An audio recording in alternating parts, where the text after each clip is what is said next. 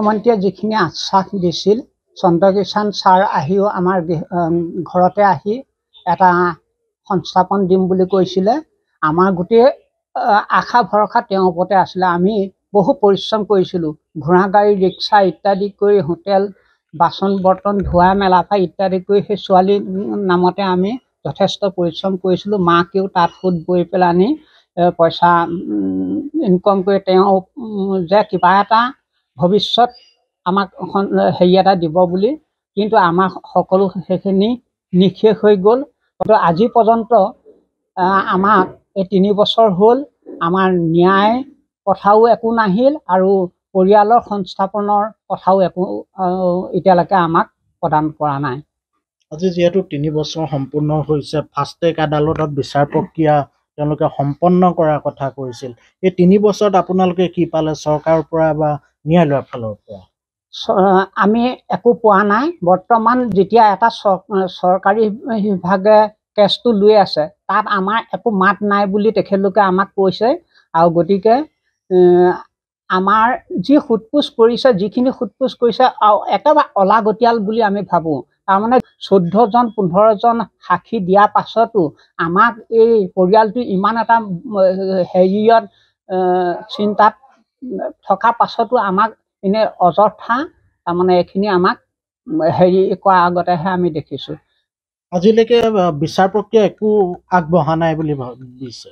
একো আগবঢ়া নাই বুলি আমি ভাবিছোঁ। আমাৰ মতে এইটো সম্পূৰ্ণ এটা ৰাজনীতি পৰীক্ষাত পৰিছে। কাৰণ চকু আগত আমাৰ ভাহিছে যিটো কেছ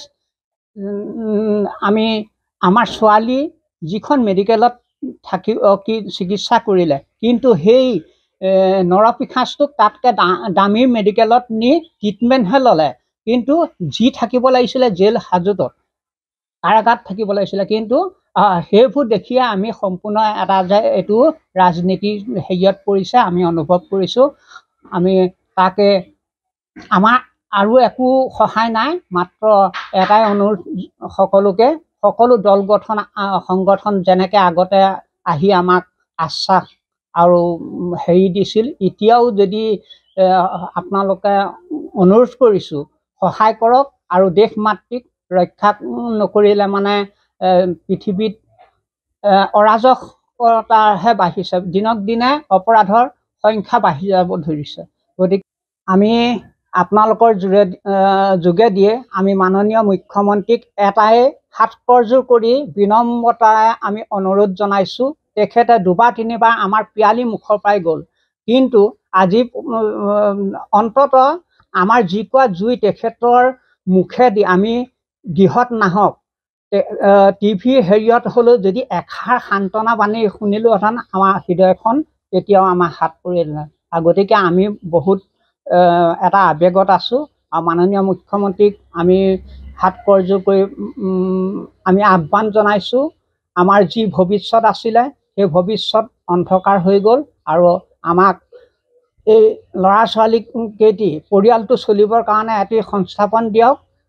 ৰাম মন্দিৰ প্ৰতিষ্ঠা কৰিলেই নহ'ব, ৰজাৰ আমি প্ৰজাই তুলিছোঁ, ৰজাই প্ৰজাক সুৰক্ষা দিব লাগিব। আৰু যদি ৰজাই প্ৰজাক সুৰক্ষা নিদিয়ে তেতিয়াহ'লে এইখন অৰাজক পৃথিৱীত আমাৰ স্থান নাই বুলি আমি ভাবিছোঁ। আমাৰ অন্তৰত যিটো আঘাত আমি সোমাই আছোঁ, তেখেত নোযোৱা নকৰা কাম একো নাই, কিন্তু তথাপিতো তেখেতে যদি আমাৰ গৃহলৈ অহা নাই, আমাৰ পদূলি মুখত প্লেন ৰখা 1 মিনিট সময় নালাগে আমাৰ গৃহত আহিবলৈ, বা সেই মানুহ ঘৰ এইডোখৰলৈ আহিলোঁ যেতিয়া এটা যে সান্তনা বাণী এটা দি থৈ যাওঁ সেইটোও নকৰিলে। আৰু টিভি বা কিবা হেৰিয়তো যদি আমি এষাৰ কথা নন্দিতাৰ শইকীয়াৰ নামত আমি এষাৰ যদি তেখেতৰ মুখেদি আমি কথা শুনিলোহেঁতেন, আমাৰ এই বুকত জ্বলি থকা জুইকুৰা আমাৰ হাত পৰিলেহেঁতেন।